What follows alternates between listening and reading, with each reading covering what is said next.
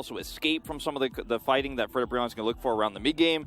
With Fred Brion, they had the opportunity to go down the path of scaling mid laner like I was talking about. Have a keep it simple, stupid, front to back, 5v5. We're going to skirmish as early as possible and see whether we can create leads, and I really like it. Plus, so much comfort in these picks. Henna and Delight on the Lover's Duo on the bottom side. Delight's Rakan, you can never look past it. He is so good. Morgan is like our only top laner that consistently wins on Renekton, and Umpty's on the horse. Yeah.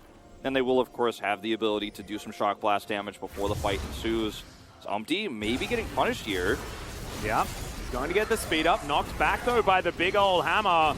As we'll be able to get towards Morgan now, and Will is going to have to flash. There's the dice, the flash, and the first blood for the horse. Now Dudu desperately trying to run away, and he will make it underneath his turret as Morgan is going to pick up Karis as he gets here. Karis has eyes only for the Stallion, and will be able to grab that kill. So it's a 1-for-1 there towards the top side of the map. Lava a little bit late on the rotation.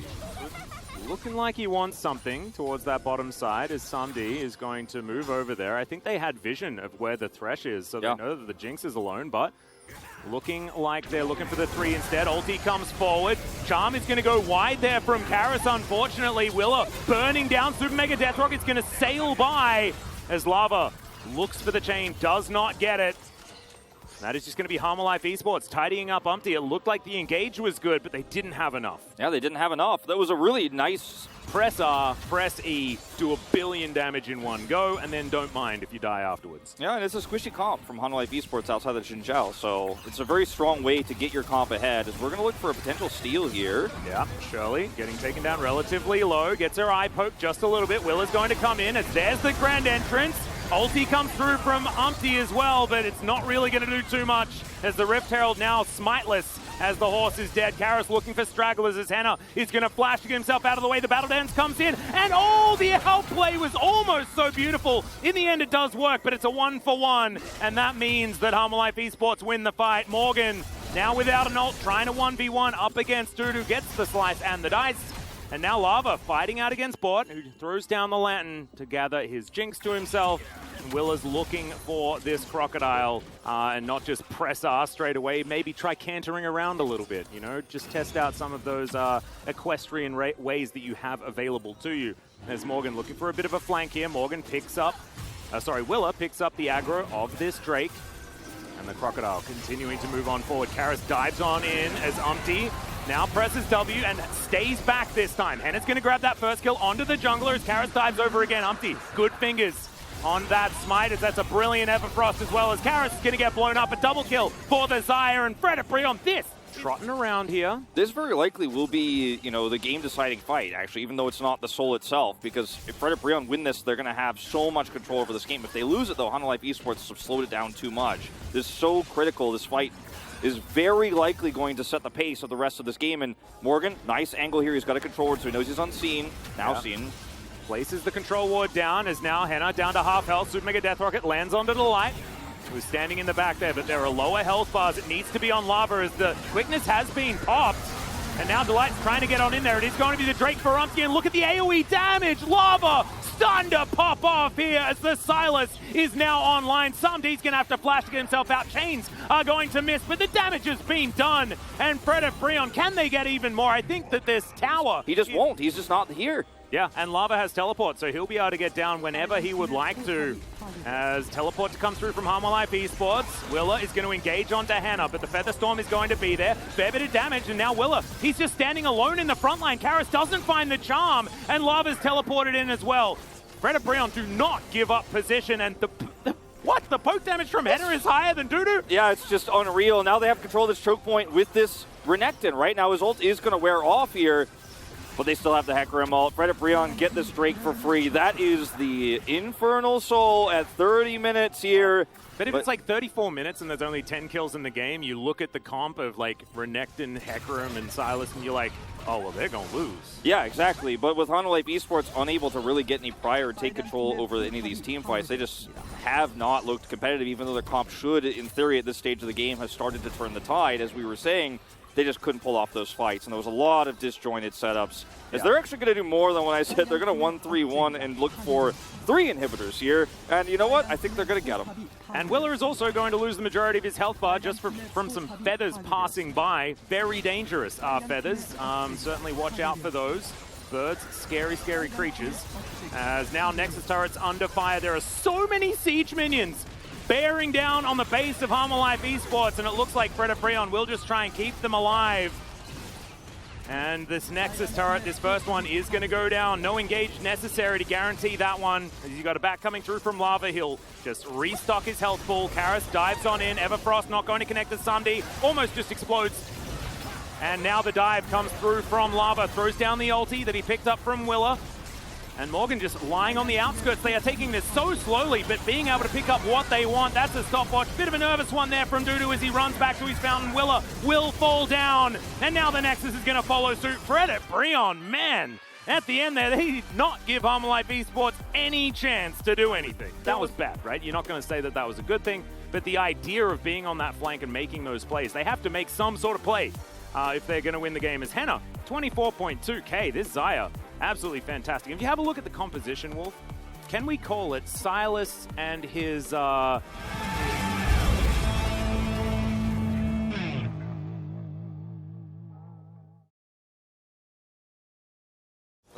Gwen in this case is going to function so much as an insanely strong front line. Will be able to rip through the Ahri, and if he ever gets on top of Samdi here, then the fight is over, basically. You know, that cannot happen. He's going to have to be protected by the Tahm Kench. We'll have the Xin Zhao to Crescent Guard, try to push them away. I think... Well, here we are, onto the rift for game number 2, Harmalife Esports. You know, it isn't as black and white, the same style of draft, right, as we saw last game. Like, the Renekton not just going to be running at her, it's going to be a Gwen who's got a, you know, more subtle flank angle and actually can blow up the Ahri, so you have to play more respectfully. He's taking a lot of damage here, and that is going to be first blood to Henna. I think he was just trying to hold that wave for Samdi as he came back, and he held it too long. Yeah, that is... I'm getting Game of Thrones flashbacks now. Hold the wave.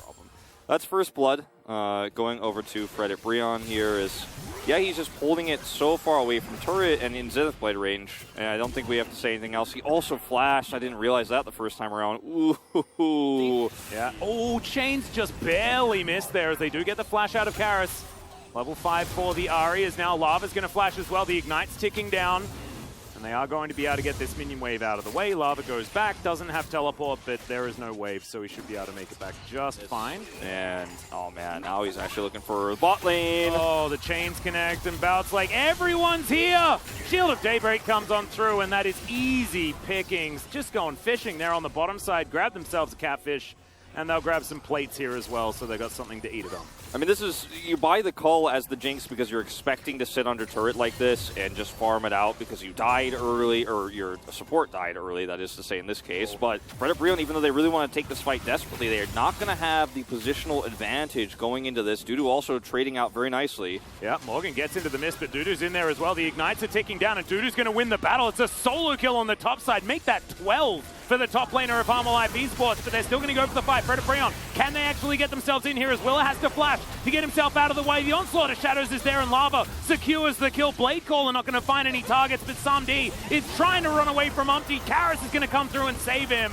and the Rift Herald is going to be ignored for the moment. Good chains are going to connect as Karis. Can he actually escape from this one? Super Mega Death Rocket comes down. The last rocket just barely not enough. Being able to slow with some of these autos is going to be really scary. Same can be said for Predaprion. That means these dragon fights are going to be pretty important. And I'm both sides. I'm somewhat hesitant to make the same sort of claims we made last game. Harmalife Esports still wasn't able to team fight properly later on, so I don't want to draw conclusions just yet as Willer's going to go in. Yeah, Lava going to pick up an ulti here. Not going to get any knockbacks with it though, and he's just dead. 1 versus 4, a little bit lazy by the looks of things. Wasn't giving the respect there to Willa, who was just able to go in, charge up a knock-up, and then play this fight out with a teleport in from the Akali. Well, Morgan, he's just going to engage on this one. Puts down the mist. The flash out from bot is there as Willa. Now going to look for Umpty, and he does so. Super Mega Death Rocket going to get collected by Delight, and Umpty Oh no, goes in when he probably shouldn't have. Let's see whether Fred Brion can stop them from taking this. Time was of the essence. They were hoping to try to win this fight and get control with the Solar Flare engaged there from Delight before he's pushed out of that choke point.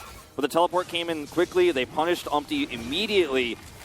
And Hanwha Esports poised to take this. Lava is going to look for an angle. Yeah, well, it doesn't have ulti. Let's see whether Lava can actually lock him down here as Zaya grabs the catfish. Still more fight in Hanwha Esports, though, as Willa is not... Oh, he's not going to be able to grab the Drake. It's secured by Fred Brion. Lava as well goes golden for the first time here as the Charm is going to go wide, and now Henna is on the offensive. Sumd flashes, looks for him, gets excited. Now can he mop them up as Morgan? He's got more mist, and it's not going to be enough. Sumd grabs it in the end, and Hanwha Esports do manage to win the team fight. Umpty's cantering over, wants to be able to get in here, and Sumd's got the cleanse. He's got the moves, and he'll grab the horse. And that was completely unnecessary. That was a bit of an overextension. We're putting that one in the L column. Yeah, that's definitely in the L column. Okay, this one may not be as well. It does have the ulti available. Lava grabs a Devour, which is cool. As Morgan hops into his mist, and he'll be okay. And maybe that was... I don't know whether the Devour is exactly what he wanted. However, he's going to dash on forward here. Gets into the back line and then immediately dies. Rockets flying in as Morgan goes golden. Fred Brion, not entirely sure what's happening, but I don't think it's very good. As Hanwha Esports will back off towards the Baron. You can really feel... Umpty in this game is lost a little bit of his control over his emotions, I would say. And Harris looking for a bit of a flank angle here. Does have Dudu with him. Willa possibly out of position because now he needs to get back to his bottom lane for it. Going down extraordinarily low, and honestly, that Devour is just fantastic. Gave Sumd the time he needed. Double kill comes in. Umpty is going to get absolutely obliterated. Henna, yeah, Super Mega Death Rocket. Cool guys don't look at explosions, and Karis is getting to work on the mid lane. Yeah, Karis is like, cool, I guess we could just walk up to end. Baron buff still active for 25 seconds, so we should be able to at least get this inhibitor. As they did not get the Drake because they are just walking over here with the death timers up at 30 seconds here for Fred Brion. They might get to peek their head out of the Nexus here to look for a fight, but it is not going to be theirs. The Jinx has 7 kills and 7 assists. Yeah. 14 of the 16 in this game. Sumd is ready to go to Game 3. He absolutely is, and looking in fine form to do so as well, as this Nexus is just evaporating. Delight going to go down for another kill for Sumd. 807, legendary on the Jinx. Not to be the case, we got a little bit of a glimpse of what Umpty's capable of in this game, where, yeah, Fred Brion got to some decent leads early. That was largely because of the catfish falling down.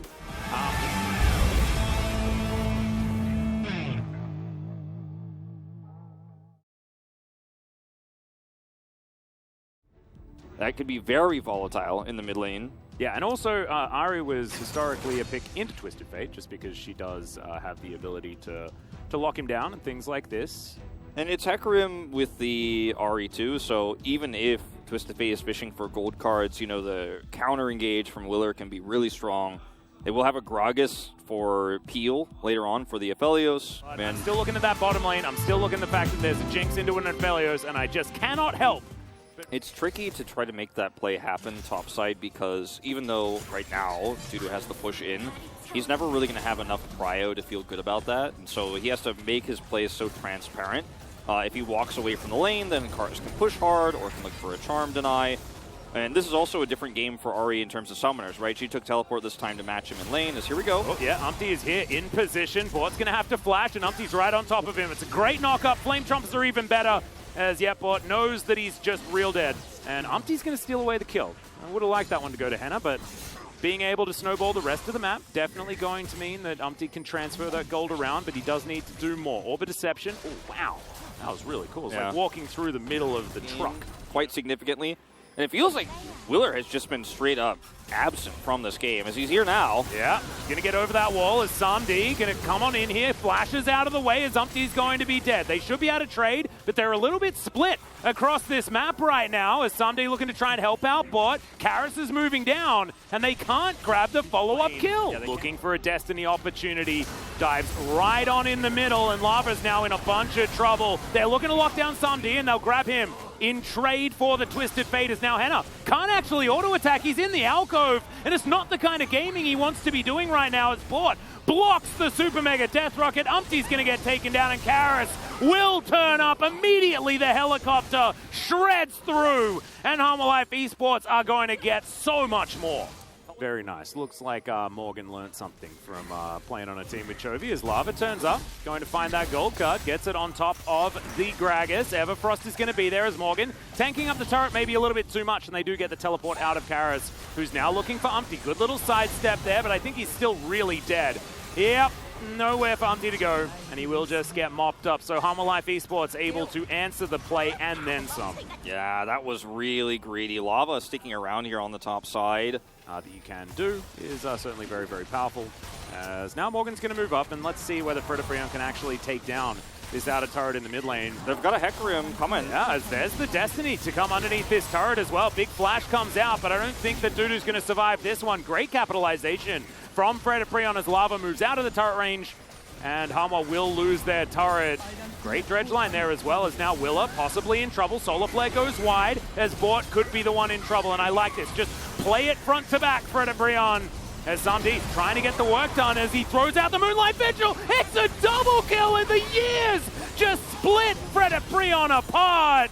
Karis, can he survive though is the question. Jinx gets excited, but Hannah not wanting to get too much more. Yeah. I don't know if starting this is actually the right call. I think baiting a fight is the right one. There's the Destiny they bait. Yeah, they are going to be able to get that. Lava also actually going to commit to the gate as well as he moves on in. Bort needs to be respected. He's got that Eclipse available, and now everything's gone dark yet again. It's a great charm, but immediately Umpty is going to press that R button, and they've broken up the fight. It's the two tanks, but there's no one doing damage off to the side. Morgan, just too beefy. Bort caught by himself, and he is going to get taken down. And Life not going to win this one. They've won every single skirmish up until this point. Twisted Fate can play this part of the late game of the matchup, right? Because in the early game, yeah, in the lane, you're going to have problems. But she gets carded, she gets hit by a Nautilus hook, she dies. Well, Zenith Blade's going to come in as there's the Destiny coming down yet again. The Solar Flare not going to quite do enough as Henna has a big old shield, but eventually will fall down. And now Samdi's able to get the damage through. Immediately the bottom lane is taken down, and we thought... hold that thought. I think an engage might happen. Yep, here we go. The horse is going to get knocked up. Here's a teleport to try and get the Crocodile in amongst this fight. The horse going to get taken down as Henna running away from it. The exhaust going to be used. Spirit Rush still there. One more charge yet available as the Moonlight Vigil comes in. Henna goes golden to try and avoid the Infernum ult, and that is going to put a dampener on Hanwha right now as they look to get out of here. Drake's still alive. There's 5 members up from Fredabrion. They can't go for it. I mean, I was going to say this before the engage happened, but I'm like, you're putting yourself at risk of getting picked. You don't have enough vision. You don't know where the Nautilus is, and you could just... And they are able to get themselves in here. You hold on to one of these gold cards, and it certainly does work out as Willa going to walk on forward. Don't know whether he's going to be allowed to actually lock this one up as Everfrost comes through as well. Super Mega Death Rocket, and he's just dead. I don't know what that was. What? But what was he fighting for? Yeah, right? Oh, no. Oh, it's a disaster as Destiny's going to get popped, and when you have 4 people on the map instead of 5, it means that Lava gets to press that R button, and if you're out of position, you die. You could just die, exactly. And or they... Yep. Samdi in this mid lane does have pretty good team fighting weapons right now. With the Calibrum Crescendum, and does take a lot of damage here as they're going to try that play one more time. Henna's going to flash, get himself out of the way of the horse, and can still get some auto attack damage in here. No one's dead just yet as Umpty trying to flash his way out. Keeps himself alive for so long as Samdi eventually takes him down, but Henna can't get those auto attacks in, avoids the charm, and now Karis, mistimed a little bit there, unfortunately, with the zappers. Now Samdi is going to get locked down. The Lord has spoken, and Morgan will allow this team to win. Fredabrion off the back of the heroic Croc walk up the mid lane. Oh, Fredabrion, they definitely were given some gifts this game. They gave some of their own, but they will get the last gift, which is the most relevant one. As that was a team fight, I think Life Esports really messed up. And look, Willow looks extremely upset. And Umpty's like, hands off keyboard, shaking his arms around. Yeah, the other side of the stage here on Law Park is definitely a somber one, as Life Esports came close to a really important win for playoffs. It's Yeah. It was a mess. Honestly, the game was just a mess. I mean, look at the shaky hands, right? I mean, there's so much on the line here. Yeah. And I know this did seem like, and frankly, it was a bit of a clown fiesta tonight. But I was eyes glued to the croc throughout that last team fight just to work out how he managed to get onto Samdi, because it looked like Morgan was sort of like, with the fact that his AD carry was zoned out of the fight, him frontlining wasn't exactly useful at that moment. Thank you very much, guys. This is Jisun for the POJ interpret translation, joined by Lava and Hannah from Freddy Brion. Congratulations. A back-to-back victory for Freddy Brion. You guys are staying on the 6th place with this victory. I'm so happy that we won. And also, nothing much happened in this series, so that's a bummer. Yeah, me too. You know, I think we got lucky to win, so I think we have to work harder. However, you guys in the end was able to pick up a victory. In game number 1, Freddy Brion had a very decent draft, you know. Jinx was let through and then decided to play Xayah comp into Jinx, and also Silas as a counter into Ahri. Silas is something we prepared in order to play against Ahri, and because heading into the later phase of the pick, we kind of saw this was a right situation to play Silas. Because these days, Ahri and Hecarim are the go-to duo in the mid and jungle, and their ults are both really good, so as long as you can play out the laning phase, you know, quite well, he has a very high potential in the late game. And we had a little bit of a buff for Xayah recently, but still, you didn't go with the crit build. Instead, you decided to still build for different items. You know, we all know that that's your favorite itemization for Xayah. So could you tell us about that kind of itemization? You know, she can do a decent job during the laning phase, and also she can also put in a lot of damage during team fights. So quite similar to Jinx, I think. Yeah, and I thought this was a very good pick into Jinx as well. Then when does she hit the power spike? Once she gets second or third item with the Muramana upgrade. And Lava Bro was able to win every single Drake fight in game 1. Do you remember that? Yeah, kind of. And you actually decided to steal the Xinjiao ult in every team fight. Was that your intention? Yeah, because his ult is really good, so I kind of planned that in advance. In what way? Could you be a little bit more specific? Because the opponent actually didn't really have a lot of dive champions, so I kind of thought they had no way to push through my Xinjiao ult. And in game 3, you guys decided to play on the blue side and first picked Jinx, and then let the opponents take the Ahri Hecarim comp. And you played TF on the mid lane. Could you break down the theme or the concept of your draft?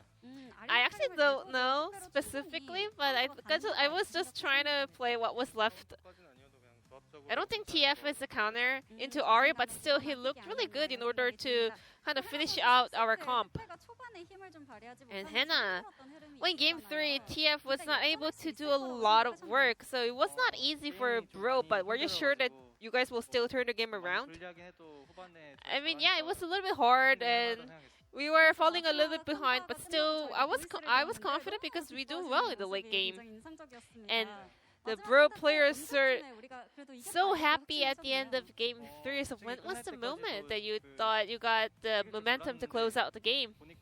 Not until we won the final team fight, but the last fight, Morgan did a fantastic job and we could kind of get that victory. Yeah, I mean, Morgan's Renekton is something different, you know. A lot of people are criticizing Renekton, the pick itself, but Morgan is the only player with a high win rate on that pick. How much do you guys trust his Renekton? Whenever he gets to play Renekton, he becomes someone else, you know? What do you think, Lava? I agree, you know, he's really good at Renekton. Moving on, Lava, the LoL King, is performing at his peak. You are tied 3rd place in the POG standings. What does this spring split mean to you, Lava? Well, I don't think I performed like really well. I don't think I was outstanding, but I really appreciate all the POG points, all the votes. But I think I have a long way to go, so I'm gonna keep working hard. Lava, what's your personal goal with this split? I just want to perform consistently well and play as long as I can. Your next opponent is Nongshim Radford, a team that you guys defeated in the first round. What's your mindset heading into that rematch? They have a different lineup, and I think they will definitely play better than last time, so we won't, put our guards down. Yeah, I mean, that was not the main Nongshim roster in the first round, so I think we really need to stay sharp in order to secure the victory in that series. And that's gonna be it from Hannah, Lava, and back to the analyst carpet space. Thank you.